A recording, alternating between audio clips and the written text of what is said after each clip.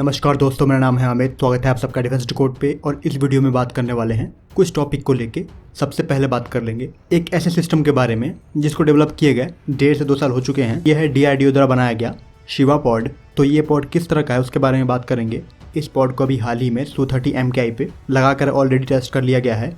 मतलब जिस भी तरह का इसका डिजाइन कॉन्फ़िगरेशन है उसको प्रूव कर लिया गया है। तो भारत का शिवा पॉड एक तरह का reconnaissance imagery synthetic aperture radar pod है। कहने का अर्थ ये हुआ कि ये आपको एक इलेक्ट्रॉनिक इंटेलिजेंस देने के लिए आपके टारगेट की एग्जैक्ट लोकेशन बताकर जो रिकॉग्निसेंस मिशन है उसके ऑब्जेक्टिव को पूरा करता है। बात करोगे इसके डिजाइन की, तो इसको कुछ इस तरह से डिजाइन किया गया है कि जो भी आपके फाइटर जेट हैं उनके पायलन पे एक्सटर्नली डिप्लॉय किए जा सकते हैं। पॉड का वेट तकरीबन 100 kg के अराउंड है। इसको एक कम समय में असेंबल और डीअसेंबल किया जा सकता है। जो भी आपके फाइटर जेट हैं उसके एप्लीकेशन में लाने के लिए जो टाइम है वो बहुत कम लगता है। और इसका एक मेजर कारण ये भी है कि जिस तरह के पायलन का इस्तेमाल किया गया है इसको डिप्लॉय करने के लिए, वो पायलन आप देखते होंगे जैसे कि आपके हेलीकॉप्टर्स होते हैं और उसमें जो रॉकेट लॉन्चर प्लेटफॉर्म होता है वो जिस तरह से माउंटेड होता है, ठीक उसी प्रकार से जो आपका पॉड है आपके फाइटर जेट पे माउंट होने जा रहा है। कहने का मतलब ये है कि इस पॉड को आप ऐसा चाहोगे कि बीच रास्ते में इजेक्ट कर दो तो वो पॉसिबल नहीं है। ये एक परमानेंट माउंटिंग है जो कि आपके ग्राउंड पे जो बेस है वहाँ पे आने के बाद ही डीअसेंबल किया जा सकता है। अब देख लेते हैं इस पॉड के स्ट्रक्चर की। तो इस पॉड के स्ट्रक्चर को देखोगे तो कुछ इस प्रकार का आपको दिखेगा और ये कुछ कंपोनेंट आपको दिख रहे होंगे। तो इसमें आप देखोगे तो आपको दिख रहा होगा एक डिजिटल सिस्टम, बैलिस्ट, डेटा रिकॉर्डर और जो आपका रिसीवर एक्साइटर है उसके साथ साथ जो मेन वैल्यू यहाँ पर है वो है आपका ट्रांसमीटर। तो ये एक पैनल के रूप में होने जा रहा है जो कि सैंडविच रहेगा 2 E और A शेप के जो ग्लास फाइबर रीइंफोर्स्ड पॉलीमर्स होते हैं उनके अंदर। तो बेसिकली इसका जो रेडोम है जिसके अंदर ये ट्रांसमीटर होने जा रहा है वो ग्लास फाइबर रीइंफोर्स्ड जो पॉलीमर्स है उनके बनाए जाएंगे। और इससे क्या होता है कि जो आपके सिग्नल का पैसेज है वो रेस्ट्रिक्ट नहीं होता है बल्कि इनहेंस होता है। तो ये तो रही बात इसके स्ट्रक्चर की। अब बात कर लेते हैं प्रिंसिपल की। अगर प्रिंसिपल की बात करते हो तो ये इस्तेमाल करेगा फाइन डायरेक्शन फाइंडिंग। और फाइन डायरेक्शन फाइंडिंग में जो मेथड है इंटरफेरोमीटर टेक्निक का उसका इस्तेमाल करने जा रहा है। और इस टेक्निक में अमूमन क्या होता है कि आपके जो भी रेडियो सिग्नल्स हैं उसको जब आप टारगेट पे छोड़ते हो तो एक एंगल से छोड़ते हो, और जब वो रेडियो सिग्नल जो आपने छोड़ा है एक एंगल पर्टिकुलर एंगल पे वो टारगेट पे जाके टकराती है तो आपके जो रेडियो सिग्नल है वो तो 2 एंटीना से गए हैं या फिर जो भी आपके मल्टीपल एंटीना में इस्तेमाल कर रहे हो वो उनसे गए हैं। तो जब वो टारगेट पे टकराता है तो उस रेडियो बीम का जो एक बीम है वो पहले पहुंचेगा, जो दूसरा है वो बाद में पहुंचेगा। तो इस तरह से एक फेज में आपको चेंज दिखेगा क्योंकि ये एंगल पे पहुंच रहे हैं। तो यहाँ पे मैंने समझाने के लिए ऐसा बताया है कि एक पहले पहुंच रहा है एक बाद में पहुंच रहा है, लेकिन यहाँ पे आपको एक फेज डिफरेंस के रूप में वो चीज़ दिखेगी। और इस तरह से जब फेज डिफरेंस होगा तो आप मल्टीपल एंटीना का इस्तेमाल करके एग्जैक्ट एक्यूरेट पोजीशन पता कर पाओगे अपने टारगेट की।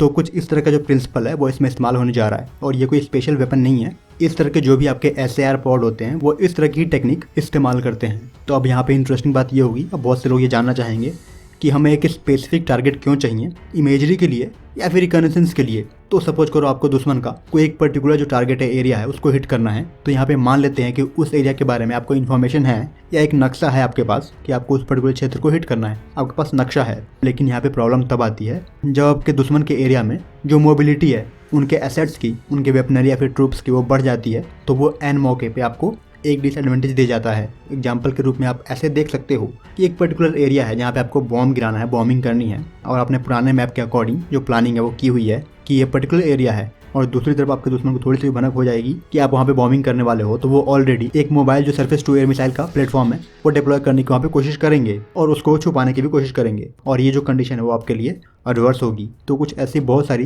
जो सिचुएशन है वो बन सकती है और उसको अवॉइड करने के लिए आपको इस तरह के जो रिकॉग्निशन मिशन होते हैं वो करने पड़ते हैं। सो ये जो रिकॉग्निसेंस पॉड होते हैं वो मुख्यतः 2 मोड में काम करने में सक्षम होते हैं। आपका पहला आता है स्ट्रिप मोड, मतलब एक पूरे एरिया को स्कैन करना। और इस केस में क्या होता है कि जो इसका ट्रांसमीटर है वो ज़्यादा मूव नहीं करता है, सिर्फ एयरक्राफ्ट मूव कर रहे होते हैं या फिर मूव भी करेगा तो काफ़ी स्टेबल मूव करेगा। और दूसरा आपका हो जाता है स्टैंड अलोन मोड। और इस मोड में क्या होता है कि अगर आपको एक स्पेसिफिक ऑब्जेक्ट को पकड़ना है, मतलब कोई भी मोबाइल टारगेट है जैसे कि ट्रूप्स हो गए, ट्रूप्स अक्सर मूव करेंगे, तो उस तरह के टारगेट को और मोशन को पकड़ने के लिए जो आपका ट्रांसमीटर है उसको स्टैंड स्टिल रखा जाता है। वो सिर्फ आपके एक ही टारगेट पे फोकस रहता है।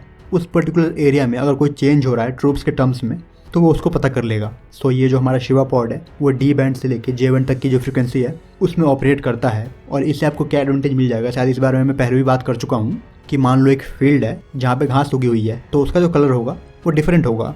और एक और फील्ड है जहाँ पे सिंथेटिक घास है यानी कि प्लास्टिक की घास है तो उसका जो कलर होगा वो अलग होगा। तो इन दोनों कलर में डिफरेंशिएट करना काफ़ी मुश्किल हो जाता है एक ऐसी फ्रिक्वेंसी के लिए जो उस तरह से नहीं बनाया गया है ऑपरेट होने के लिए। तो उस केस में जो ये आपके रिकॉग्निसेंस पॉड होते हैं वो हैंडी हो जाते हैं और छोटे से छोटे माइन्यूट जो डिफरेंस है उसको पकड़ने में सक्षम हो जाते हैं। तो ये आपको एग्जैक्टली बता देंगे कि कौन सा किस प्रकार का जो टारगेट है वो वहाँ पे हो सकता है। मतलब डिफरेंट बैंड में अपने आप को स्विच करके आपका ये काम करने में सक्षम होंगे। और कुछ इसी तरह से प्रॉब्लम तब आती है जब आपका टारगेट कैमोफ्लेज पैटर्न का इस्तेमाल कर रहा होता है, जो कि सराउंडिंग में घुल मिल जाता है, आपको दिखता नहीं है। तो उस केस में जो इस तरह के पॉड होते हैं वो उसको आइडेंटिफाई करने में सक्षम हो जाते हैं। तो इसका जो एमिटर है वो सर्च करने में भी सक्षम है और ट्रैक करने में सक्षम है। अगर ट्रैक करने की जरूरत पड़ेगी तो किसी पर्टिकुलर टारगेट को ट्रैक करने में भी सक्षम है। पावर कंज्यूम करता है तकरीबन 260 वाट के अराउंड। पॉड का वेट है 100 kg और ये सब सोनिक और सुपरसोनिक दोनों इन्वेलप में काम करने में सक्षम है। और यहाँ पे एक चीज़ मैं और बता देना चाहूँगा कि जब ये किसी इमेज को बना रहा होगा या फिर कोई चीज़ सर्च कर रहा होगा तो उसकी जो लाइव फुटेज है वो आपका जो भी ग्राउंड स्टेशन है वहाँ पे शेयर करने में सक्षम है। तो फिलहाल इस वीडियो में इतना ही रखेंगे। जय हिंद।